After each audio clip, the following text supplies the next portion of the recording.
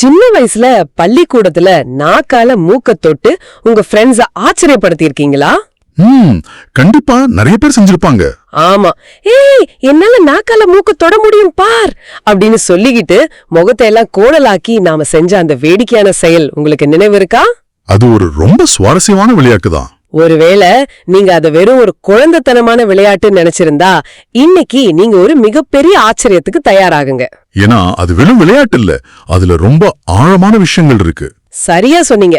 ஏன்னா நீங்க செஞ்சது பல 1000 வருஷம் பழமையான மனித உடலோட மாபெரும் ரகசியங்களை திறக்கக்கூடிய ஒரு யோக கலையோட ஆரம்பம். ஆமா, ரொம்பவே நுட்பமான ஒரு விஷயம் அது. இன்னைக்கு நம்மளோட இந்த விரிவான அலசலுக்கு உங்களை வரவேற்கிறோம். இன்னைக்கு நாம அலச போற குறிப்புகள் அண்டம், குரல், நாக்கு, நரம்பும் அந்த ரகசிய லிங்க வடிவமும் அப்படிங்கிற தலைப்பை சுத்தி தான் இருக்கு. நாம ரொம்ப சாதாரணமா நினைக்கிற நம்ம நாக்குப்புல பெரிய பெரிய ரகசியங்கள் இருக்கு. அதுதான் பிரபஞ்சம் ஆற்றலை ஈர்க்கிற நுட்பங்கள் எல்லாம் ஒளிஞ்சிருக்குன்னு நம்ம தரவுகள் சொல்லுது. சரி, இத கொஞ்சம் விரிவாக பார்ப்போம். கண்டிப்பா. எடுத்த உடனே ஒரு பெரிய எச்சரிக்கையோடு தான் இந்த தரவுகள் தொடங்குது இல்லையா? ஆமா, இந்த தகவல் குவியல்ல இருக்கிற அந்த முதல் எச்சரிக்கையே ரொம்ப கூர்மையானது. பொதுவாவே இந்த மாதிரி யோக பயிற்சிகள் அல்லது உடல் சார்ந்த நுட்பங்களை அணுகும்போது குருட்டுத்தனமா எதையாவது ஃபாலோ பண்றது தப்புன்னு சொல்றாங்க. கரெக்டா? எக்ஸாக்ட்லி. ரொம்ப ஆபத்தானது அது. நாம எதை செய்யறோம் அப்படிங்கறத விட அதை ஏன் செய்யறோம்னு புரிஞ்சுக்கிறது தான் உண்மையான அறிவுங்கிறத நீங்க நினைவில் வச்சுக்கணும். உண்மைதான். அந்த வகையில வாசி யோகம் அப்படிங்கிற ஒரு உயர்ந்த நிலையை அடையணுங்கிறதுக்காக இன்னைக்கு பலரும் செய்யற மிக ஆபத்தான ஒரு தப்ப பத்தி தான் இந்த தரவுகள் முதல்ல பேசுது. ஒரு நிமிஷம், எனக்கு இங்க ஒரு சந்தேகம். வாசி யோகம் அப்படிங்கிறது மூச்சு சம்பந்தப்பட்ட ஒரு கலைன்னு நான் கேள்விப்பட்டிருக்கேன். ஆமா, மூச்சு பயிற்சி தான்.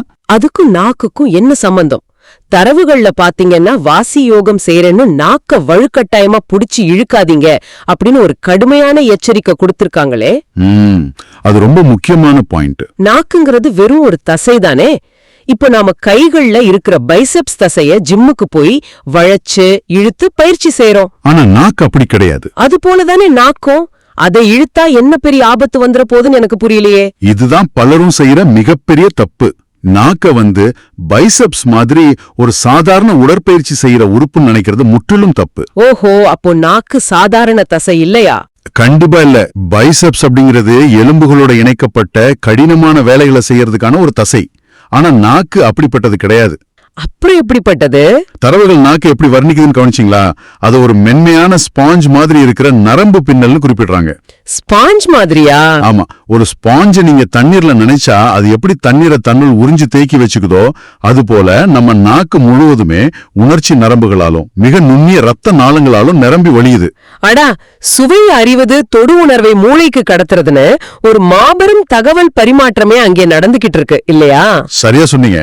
அப்படிப்பட்ட ஒரு அதிநுட்பமான உறுப்ப வாசியோகம் செய்யறேன்னு சிலர் தங்களோட கைகளால பிடிச்சு வழுக்கட்டாயமா வெளியெடுக்கிறாங்க.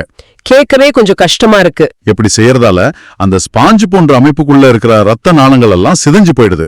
ஓஹோ, எனக்கு இது எப்படின்னு தோணுதுன்னா இது ஒரு கம்ப்யூட்டரோட மென்மையான சர்க்கியூட் போர்டு மாதிரி இருக்கு இல்லையா? ரொம்ப அருமையான ஒப்பீடு. சர்க்கியூட் போர்டுல மிகச்சிறிய வயர்கள், நுட்பமான இணைப்புகள் எல்லாம் ரொம்ப சென்சிட்டிவா இருக்கும்.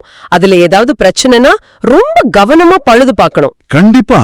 அதை விட்டுட்டு யாராவது ஒரு இடுக்கிய வச்சு அந்த சர்க்கியூட் போர்டை வலுக்கட்டாயமா புடிச்சு இழுப்பாங்களா? இழுத்தா ஒட்டுமொத்த கம்ப்யூட்டரும் செயல் இழந்துடும் இல்ல? மிகச்சரியான ஒப்பீடு. ஆனா சர்க்கியூட் போர்டை விட இது பன்மடங்கு சிக்கலானதுன்னு தான் சொல்லணும். ஏன் அப்படி சொல்றீங்க? ஏன்னா நீங்க சர்க்கியூட் போர்டுல வயர்களை மாத்திடலாம். ஆனா நாக்கோட நரம்புகளை ஒருமுறை சிதைச்சிட்டா அதோட உணர்திறனை நிரந்தரமா இழக்க நேரிடும். மை காட், ரொம்ப டேஞ்சரான விஷயம் இது. ஆமா, இந்த நரம்பு பின்னல்களோட நுட்பமான தன்மையை புரிஞ்சிக்காம நாக்க வெளியே இழுத்து நீட்டினா மட்டும்தான் யோக நிலையை அடைய முடியும்னு நினைக்கிறது ஒரு தவறான புரிதல். முட்டாள்தனமான விஷயம்னு கூட சொல்லலாம். இப்படி வழுக்கட்டாயமா இழுக்கிறதால நாக்கோட அடிப்புறத்துல இருக்கிற மெல்லிய சவ்வுகள் கிழியுது, நரம்புகள் செயலிழக்குது. இது உடலுக்கும் நரம்பு மண்டலத்துக்கு சேர ஒரு கொடூரமான வன்முறை. ஆமா, யோகம் அப்படிங்கிறது உடலை நெறிப்படுத்துறதே தவிர உடலை சிதைப்பது கிடையாது. எக்ஸாக்ட்லி. கேட்கவே ரொம்ப அதிர்ச்சியா இருக்கு. ஏதோ ஒரு நன்மையை எதிர்பார்த்து போய் எந்த அளவுக்கு தங்களுக்கு தாங்களே தீங்கிடச்சுக்கிறாங்கன்னு பாருங்க. அதுதான் விழிப்புணர்வு ரொம்ப அவசியம். சரி, இந்த மென்மையான ஸ்பாஞ்ச் போன்ற அமைப்பை அழிக்கிறதால ஏற்படுற உண்மையான இழப்பு என்ன? அந்த நரம்புகளுக்குள்ள அப்படி என்ன ரகசியம் தான் ஒளிஞ்சிருக்கு? அங்கதான் ஒரு பெரிய விஷயமே இருக்கு. இங்கதான் விஷயம் ரொம்ப சுவாரஸ்யமாகிறது. அந்த ஸ்பாஞ்ச் போன்ற பகுதிய நுண்ணோக்கியால, அதாவது ரொம்ப உற்று கவனிச்சா, அதுல இருக்கிற ஒவ்வொரு நரம்பு நுனியும் அணு அணுவாக லிங்க வடிவில் இருக்குன்னு தரவுகள் சொல்லுது. ஆமா, இது நிறைய பேருக்கு தெரியாத ஒரு உண்மை. ஒரு நிமிஷம், இது எனக்கு பெருத்த ஆச்சரியத்தை அளிக்குது. நரம்பு நுனிகள் ஏன் லிங்க வடிவத்துல இருக்கணும்? அந்த வடிவம் அப்படி என்ன பெரிய அதிசயத்தை செஞ்சிட போகுது? இயற்கையோட படைப்புல எந்த ஒரு வடிவமும் காரணம் இல்லாம அமையறதில்ல. உயிரியல் ரீதியாகவும் சரி, உடற்கூறியல் ரீதியாகவும் சரி, ஒவ்வொரு செல்லோட வடிவமும் அதற்கான ஒரு குறிப்பிட்ட பணியை செய்யறதுக்காகவே வடிவமைக்கப்பட்டிருக்கு. ஃபார்ம் ஃபாலோஸ் ஃபங்க்ஷன் அப்படின்னு அறிவியல்ல சொல்வாங்களே, அதுவா? கரெக்ட், அதேதான். இந்த நரம்பு நுனிகள் ஏன் லிங்க வடிவில, அதாவது அடிப்பகுதி சற்று பருத்தும் மேல் நோக்கி செல்ல செல்ல ஒரு கூம்பு வடிவில அமைஞ்சிருக்குன்னா, சொல்லுங்க. அது ஒரு குறிப்பிட்ட அதிர்வெண்ணை, அதாவது ஃப்ரீக்வன்சிய உள்வாங்கிறதுக்கான மிகச்சிறந்த வடிவமா இருக்கு. ஓ, அப்போ அது ஒரு ரிசீவர் மாதிரி செயல்படுதா? ஆமா, நம்ம தரவுகள் இந்த லிங்க வடிவ நரம்பு நுனிகள் தான் பிரபஞ்சத்தின் ஆற்றலை ஈர்க்கும் கருவிகளாக செயல்படுதுன்னு மிக தெளிவா குறிப்பிடுது. பிரபஞ்ச ஆற்றலை ஈர்க்கும் கருவிகளா? ஆமா, அண்டத்தில் இருக்கிற நுட்பமான ஆற்றலை நம்ம உடலுக்குள்ள கடத்துற ரிசீவர்கள் தான் அந்த லிங்க வடிவ நரம்புகள். அடையப்பா! அந்த ஆற்றலை ஈர்த்து ஒருவித அமுதத்தை உணர்றதுக்காகத்தான் இந்த அமைப்பே இருக்கு. இத நான் ஒரு பழைய காலத்து ரேடியோ ஆண்டனா மாதிரி செயல்படுதுன்னு புரிஞ்சுக்கிறேன். நல்ல உதாரணம். ரேடியோல சிக்னல் கிடைக்கலனா ஆண்டனாவை மெதுவா திருப்பி வைக்கணும். எந்த திசையில சிக்னல் வலுவா இருக்கோ அங்கே நிலைநிறுத்தணும். ஆமா, அப்படிதான் செய்வோம். அதை விட்டுட்டு சிக்னல் கிடைக்கலன்னு கோபத்துல அந்த ஆண்டனாவை வலுக்கட்டாயமா புடிச்சு இழுத்தா அது அடியோட உடைஞ்சு போடும். கண்டிப்பா உடைஞ்சிடும். அதுக்கப்புறம் சிக்னலே இல்லாம ரேடியோ வெறும் பெட்டியா மாறிடும். அதுபோல நாக்க வெளியே இழுத்து அந்த லிங்க வடிவ நுனிகளை செதைச்சிட்டா அமுதம் அப்படிங்கிற அந்த பிரபஞ்ச சிக்னலை எப்படி பெற முடியும் இல்லையா? அந்த ஆண்டனா ஒப்பீடு 100% இங்கே பொருந்தது. இது இன்னும் கொஞ்சம் அறிவியல் ரீதியா பார்த்தோம்னா, சொல்லுங்க. அணு அளவிலான அந்த லிங்க வடிவ நுனிகள் ரொம்ப மென்மையான அதிர்வுகளை உள்வாங்க தன்மை கொண்டவை. ஒரு ஆண்டனா உடைந்தா எப்படி சிக்னல் துண்டிக்கப்படுதோ அதே போல நீங்க நாக்க ஒரு இயந்திரம் மாதிரி பிடிச்சு இழுத்தா அந்த நுனிகளோட இயல்பால வடிவம் சிதைஞ்சிரும். ஓஹோ, வடிவம் சிதைஞ்சா அதோட வேலையும் போயிடும். ஆமா, அந்த நரம்பு நுனிகள் சிதைஞ்சிட்டா பிரபஞ்ச ஆற்றல உள்வாங்குற அந்த திறனை உடல் நிரந்தரமா இழந்துடுது. ரொம்ப வருத்தமான விஷயம் தான் அது. அமுதத்தை உணர்வது அப்படிங்கிற ஒரு ஆன்மீக அனுபவத்துக்கும் உடல் ரீதியா நரம்புகளை சிதைப்பதற்கும் உள்ள இந்த முரண்பாட்டை நாம ஆழமா புரிஞ்சுக்கணும். உங்களுக்கு அமுதம் வேணும்னா அந்த ஆண்டனாவை நீங்க பத்திரமா பாதுகாக்கணும்ங்கறீங்க. எக்ஸாக்ட்லி. சரி, ஒரு பக்கம் நாக்க வலுக்கட்டாயமா இழுக்க கூடாதுன்னு சொல்றீங்க. இன்னொரு பக்கம் வாசி யோகத்துக்கோ அல்லது கேசரி முத்திரை போன்ற பயிற்சிக்கோ நாக்கு மேல் நோக்கி செல்லணும், அந்த நரம்புகள் செயல்படணும்னு நமக்கு தெரியுது. ஆமா, அதுவும் உண்மைதான். அப்படியானா நாக்கை இழுத்து சிதைக்க கூடாதுன்னா அந்த மென்மையான நரம்புகளை, அந்த ரகசிய லிங்க வடிவ அமைப்புகளை எப்படித்தான் பக்குவப்படுத்துவது? இங்கதான் ஒரு சூப்பரான விஷயம் இருக்கு. இந்த இடத்தில்தான் நான் ஆரம்பத்துல சொன்ன அந்த பள்ளிக்கூட விளையாட்டு வருது. இத கேக்குற நீங்க கொஞ்சம் உங்க கடந்த காலத்துக்கு செல்லணும். அந்த மூக்கு தொடுற விளையாட்டு தான். நாக்க மூக்கத்தோட முயற்சிக்கும் போது ஏற்படுற அந்த மெல்லிய இழுவையே போதுமானது. அது நரம்புகளை பக்குவப்படுத்தும், சிதைக்காதுன்னு தரவுகள் சொல்லுது. ஆமா, நான் கேக்குறேன், நீங்க சிறு வயசுல இந்த விளையாட்ட விளையாடி இருப்பீங்க இல்லையா? உங்களால நாக்க தூக்கி மூக்கத்தோட முடிஞ்சதா, இல்ல அது வெறும் ஒரு கேலி கூத்தான முயற்சியா? அது முயற்சிதான்னு நிறைய பேர் நினைச்சிட்டு இருக்காங்க. ஆனா இதன் முழு அர்த்தம் என்ன? ஒரு சாதாரண விளையாட்டு எப்படி கேசரி முத்திரைக்கு தேவையான நரம்பு இழுவை பயிற்சியோட தொடக்கமா மாறுது? எனக்கு இது நம்பவே கஷ்டமா இருக்கு. நிஜமாவா? ஆமா, இங்க ஒரு முக்கியமான கேள்வி எழும். நாம சிறு வயசுல செஞ்ச அந்த விளையாட்டுத்தனமான செயல் எப்படி இவ்ளோ ஆழமான அறிவியல் நுட்பத்தோட இணையுதுன்னு அதுதான் எனக்கும் புரியல. இத தெரிஞ்சுக்க நீங்க நாக்கோட நுனியால மூக்கத்தோட முயற்சிக்கும் போது உங்க வாய்க்குள்ள என்ன நடக்குதுன்னு கவனிக்கணும். என்ன நடக்கும்? நாக்குக்கு அடியில ஒரு மெல்லிய சவ்வு போன்ற அமைப்பு இருக்கும். அதான் ஆங்கிலத்துல ஃப்ரெனுலம் அப்படின்னு சொல்லுவாங்க. ஓ, அந்த நாக்க கீழ்த்தாடையோட இணைக்கிற பகுதியா? சரியா சொன்னீங்க. நாக்க கீழ்த்தாடையோட இணைக்கிற ஒரு சிறிய நரம்பு தசை அது. அதோட சேர்ந்த பல முக்கிய நரம்புகளும் அங்க இருக்கு. ஓஹோ. நீங்க நாக்க மேல் நோக்கி வளைச்சு மூக்கத்தோட முயலும் போது அந்த நரம்புகள் மிக மென்மையா ஆனா சீரா இழுபடுது. இதத்தான் நரம்பு இழுவைன்னு சொல்றோம். அதாவது கைகளால பிடிச்சு வெளியே இழுக்காம நாக்கோட சொந்த தசைகளை கொண்டே மேல் நோக்கி ஒரு மிதமான அழுத்தத்தை கொடுக்கறோம், அப்படிதானே? சரியா புரிஞ்சுக்கிட்டீங்க. இது வலுக்கட்டாயமா நாக்க வெளியே பிடிச்சு இழுக்காது போன்ற வன்முறையான செயல் இல்ல. உடலோட இயல்பான அசைவுதான் இது. ஆமா, மாறாக இது உடலோட நெகிழ்வு தன்மையை பயன்படுத்தி செய்யப்படுற ஒரு இயற்கையான தூண்டுதல். நீங்க நாக்க மேல் நோக்கி வளைக்கும் போது அந்த ஃப்ரென்யூலம் நரம்பு பகுதி சீரா தூண்டப்படுது. அது என்ன செய்யும்?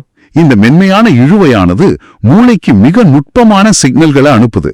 சிறு வயசுலேயே இந்த தன்னிச்சையான விளையாட்டை நம்ம செய்யும்போது அந்த நரம்புகள் தூண்டப்பட்டு வாயோட உட்புறத்துல மேல் அன்னத்துல இருக்கிற பைகள் மெல்ல மெல்ல விரிவடைய தொடங்குது. மேல் அன்னத்துல பைகள் இருக்கா? ஆமா, பாலட்டல் பாக்ஸ்னு சொல்லுவாங்க. கேசரி முத்திரை அப்படிங்கிற மிக உயர்ந்த யோக பயிற்சிக்கு தேவையான அடிப்படை தகுதியே இதுதான். கேசரி முத்திரைனா என்ன? கேசரி முத்திரைங்கிறது நாக்க மடிச்சு உள்நாக்குக்கு பின்னால் கொண்டு செல்ற ஒரு கடினமான பயிற்சி. அதை எடுத்த உடனே செய்ய முடியாது. ஆமா, ரொம்ப கஷ்டம் அது. எந்த ஒரு வெளிப்புற கருவியும் இல்லாம கைகளால உடலை வருத்தாம ஒரு விளையாட்டு மூலம் அந்த மென்மையான லிங்க வடிவ நரம்பு நுனிகளை சிதைக்காம இயற்கையாவே பக்குவப்படுத்துற முறை இதுதான். வாவ்! நாம எதையோ சாதிக்கணும்னு காடு மேடெல்லாம் அலையிறோம், யோகா கிளாஸ் போறோம், பல கடினமான பயிற்சிகளை செய்யறோம். ஆமா, நிறைய பேர் இப்படி பண்றாங்க. ஆனா நம்ம உடலை தயார்படுத்துற முதல் ரகசியம் நாம சிறு வயசுல சிரிச்சு விளையாடின ஒரு சின்ன செயல்ல ஒளிஞ்சிருக்குன்னு நினைக்கும் போதே சிலிர்ப்பா இருக்கு. கண்டிப்பா. சரி, இந்த சிறு வயது விளையாட்டு கேசரி முத்திரையோட தொடக்கம்னு வச்சுக்குவோம். நாக்கால மூக்க தொடுற இந்த மெல்லிய இழுவை பயிற்சியை தொடர்ந்து செய்யறதால இதனுடைய இறுதி இலக்கு என்னவா இருக்கும்? அதோட பலன் ரொம்ப அபாரமானது. எதற்காக இதையெல்லாம் நாம செய்யணும்? நம்ம தரவுகள் ஒரு அற்புதமான வார்த்தையை பயன்படுத்துது.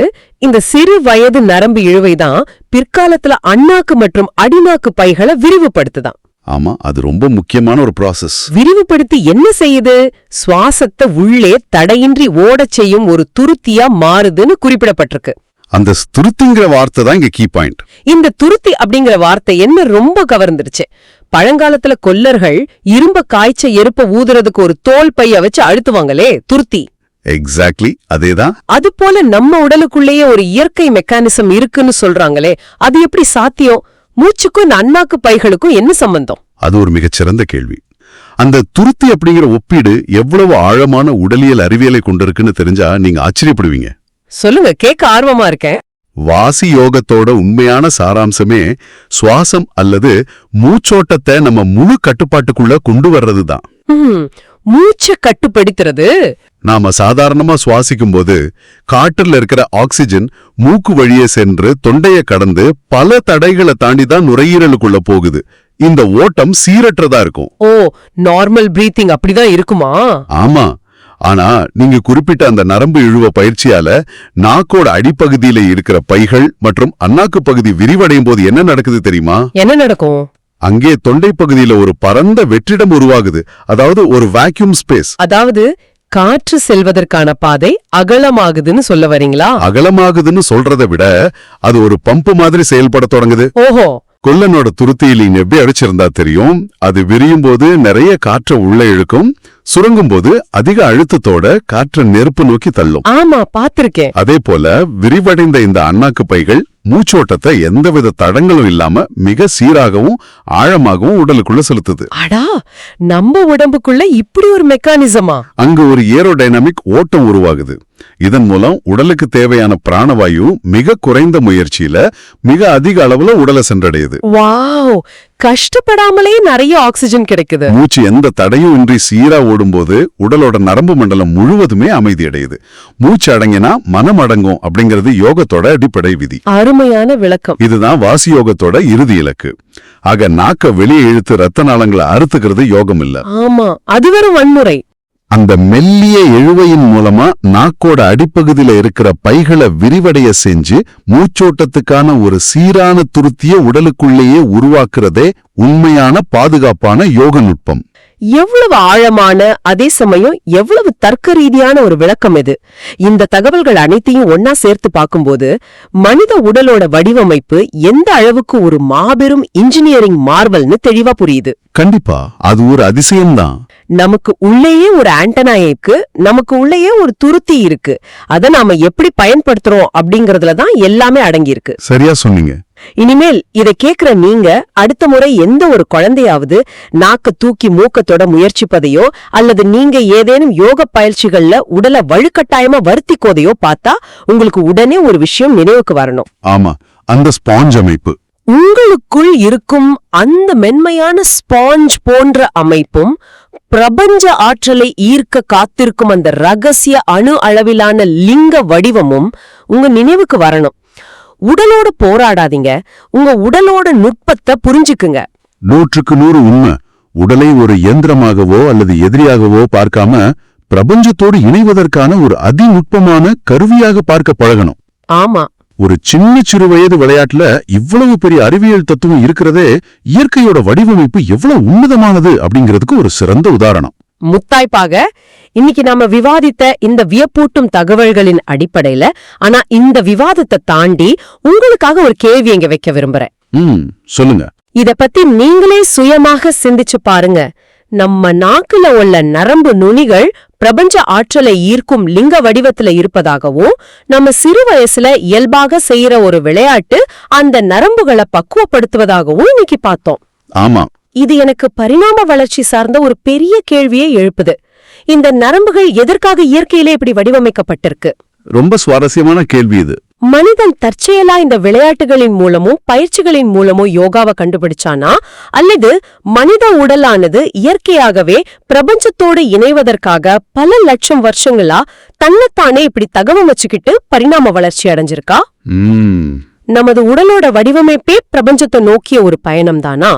இந்த சிந்தனையோட இன்றைய இந்த விரிவான அலசலை நாம நிறைவு செய்றோம். இது கண்டிப்பா எல்லாரும் யோசிக்க வேண்டிய ஒரு விஷயம்தான். எங்களோட இணைந்து இந்த பயணத்தை மேற்கொண்டதற்கு மிக்க நன்றி. மீண்டும் ஒரு அற்புதமான ஆழமான தகவலோடு அடுத்த நிகழ்வில் உங்களை சந்திக்கிறோம். விடை பெறுகிறோம்.